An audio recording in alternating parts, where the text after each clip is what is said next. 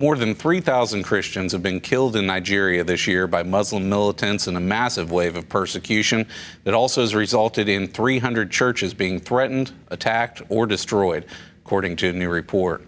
The International Society for Civil Liberties and Rule of Law says 3,462 Christians have been killed by Muslim militants in the first half of 2021 alone.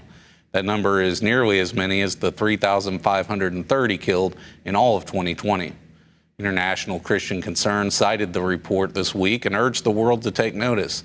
Nigeria is the biggest killing ground of Christians today, but few are aware of it, ICC said in a news release. Christian farming villages are repeatedly attacked in Nigeria's Middle Belt region, and tens of thousands have died over the last 20 years.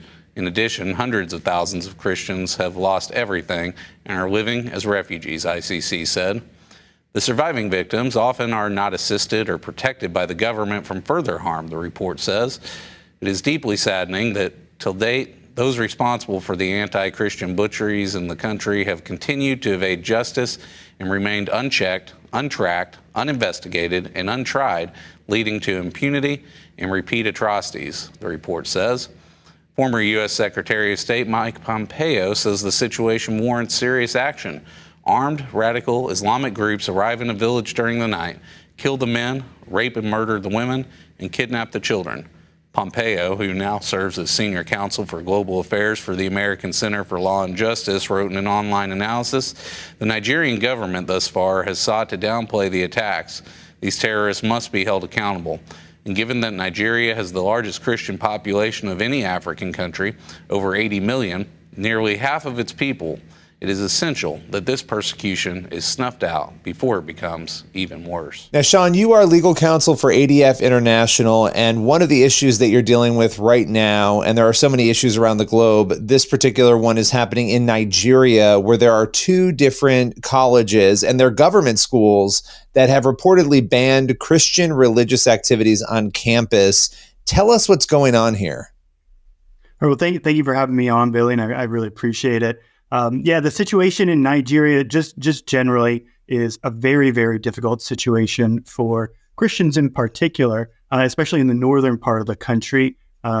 Nigeria itself, it's the largest democracy in Africa. There's about over 200 million people who live there. It's roughly equally divided between Christians and Muslims, with the northern portion of the country being predominantly Muslim, with a significant population of Christians. And so a lot of times those Christians are pretty marginalized and face a lot of discrimination. And that's what we're seeing in these two universities. So you're absolutely right. These are public universities. One is a state university, one's a federal university in a state called Katsina. It's in the far northwest of Nigeria. And there are Christian students there. It's actually a pretty high number of Christian students, some Christian faculty. And since I think 2017 for one of the universities and 2022 for the other one, there has been a ban on the Christian students being able to use any facilities for worship, for fellowship, anything like that. And the reason it's discrimination is that the Muslim students are completely allowed to use all of these facilities. In fact, there are mosques on campus.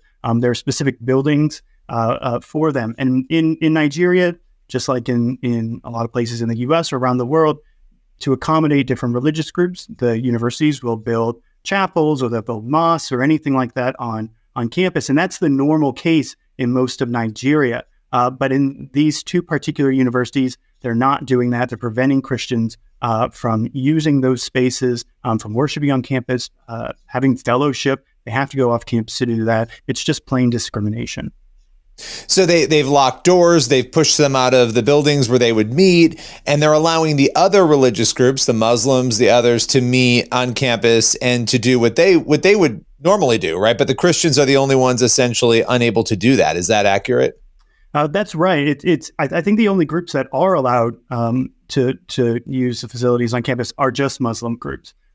There's not too many other religious groups in that area. It's mostly going to be either Muslim or Christian or some African traditionalist religions, but that's a very small group. And so this really is something where it's very explicitly favoring one religion, in this case Islam, against the other religion, which in this case is Christianity. And that's just totally in violation of the Constitution. It's in violation of these individuals' fundamental rights. The Nigerian Constitution, it protects very explicitly the freedom of religion or belief. People are able to worship, practice, do all of those kinds of things. And again, this is something that you see in other universities throughout Nigeria, that Christians and Muslims both have worship spaces, both have fellowship spaces, and it's not an issue. But in this area, it's become an issue. It's a very unfortunate thing. And when you just think about what Christians are facing generally in northern Nigeria, the discrimination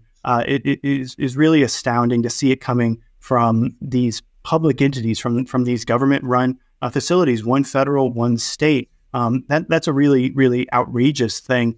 And when you combine that with some of the targeted killings that Christians are facing all across the north, there's been hundreds of kidnappings recently, just the last couple of weeks. It's a really horrible situation for them, and this just contributes to that marginalization. Well, you go back to 2022 when there was a stoning of a Christian college student at the beginning of that year. And that was really the first time I think a lot of people internationally, of course, people like you and ADF International and others are very aware of what's going on there. But I think that incident was one that woke a lot of people up, and they said, wait a minute, a Christian student was stoned to death. What is going on here? And as you stated, we've seen again and again and again, young people, families, people being abducted. This is horrific. And you mentioned a couple of things I think are important before we come back to this particular instance to talk about. This is a country that is very much, it's not like it's 90% Muslim, 10% Christian. There's a split where almost half of the country is Christian. Why has it been that this has been sort of allowed to fester in this way and grow in this way?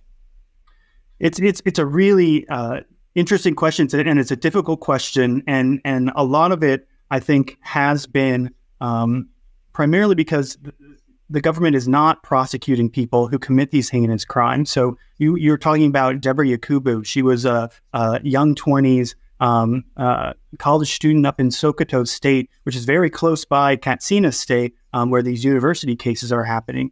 And all she did, there was a class WhatsApp group, and all she did was respond to some of those messages. She mentioned Jesus. She thanked Jesus for one of her exams. Sometimes she did complain about some folks who used it more for kind of religious proselytization or something like that. But that's really all she did. And because that offended her Muslim classmates in that situation, it was about 50 of them, maybe more. They whipped up this huge mob, as you say, about 2 years ago, and they took over the school. They overwhelmed the security there. The police forces did not arrive to be able to help do anything. And they stoned her to death. They beat her, and then they lit her body on fire. And that became an international story because people got video of it, and it's horrific video of these attackers, a lot saying Allahu Akbar, that sort of thing, while she is on fire in the back. And it's a very disturbing video, and it's this disturbing thing that's happening. These blasphemy accusations, these accusations that people should not be able to live together. That if you say anything that is contrary to my beliefs as a Muslim, that somehow gives me the right to attack you or to push you out of the community. It's a really worrisome trend, and we've seen these kinds of blasphemy laws being used against Christians, against minority Muslims, actually, not just Sufi Muslims. There's many cases of them being sentenced to death because they stated beliefs that are different from the predominant view of Islam. And so you have this disturbing trend, and nobody is ever punished. In Deborah's case, they arrested just two attackers, and they released them a year later for failure to prosecute. And so they are free. No one has been held accountable for that. No one is ever held accountable for any of these kinds of attacks. Over Christmas, you had I think at least 200 Christians who were slaughtered in a village in Plateau by militants who are driven at least in part by religious belief.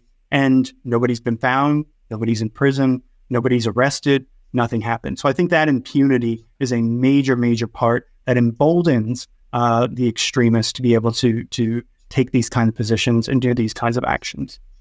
Well, and to your point, when you have, two colleges coming up with these policies, people are watching. And if these colleges are allowed to continue doing this, other schools will follow suit. You'll see it grow. This is what happens, right? If nobody's held accountable, what happens? The people behaving badly, they behave even worse. And so what is ADF International doing right now to intervene in this particular instance when it comes to Christians being banned from religious activity on these campuses?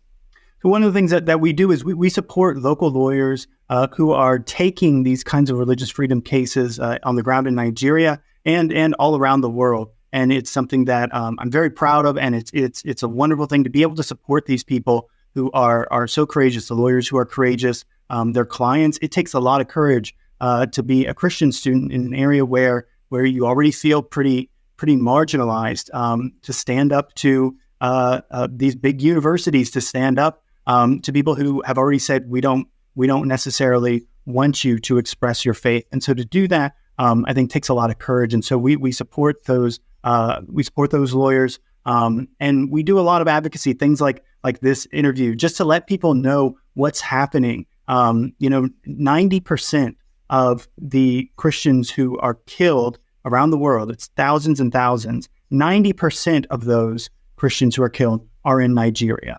That's how extreme this persecution can be. And when you have schools where people just want to be educated, they just want to learn to improve themselves and to improve their country. Nigeria is a poor country. And so these kinds of, going to university, it's a very important thing for them to be able to support their society, support everything. And so when you have that kind of discrimination that says, no, you as a Christian, you are not welcome here, that's a really terrible thing. And to have it be supported basically by public universities, by government support, to say that's okay, it's not okay. And as you say, we are very concerned that it's going to spread. That's why we want to let people know. We know that this has been happening for years. It's been happening at these universities for years. When we heard about it, we said, wow, that's something that needs to be stopped. I've heard from other people since this story broke that, hey, this kind of thing is happening at my university too. And so we're looking into those different cases. But we've seen a lot of just incredible responses in Nigeria and around the world. People saying, this is wrong. This is not what we should be promoting. We shouldn't be discriminating against anybody.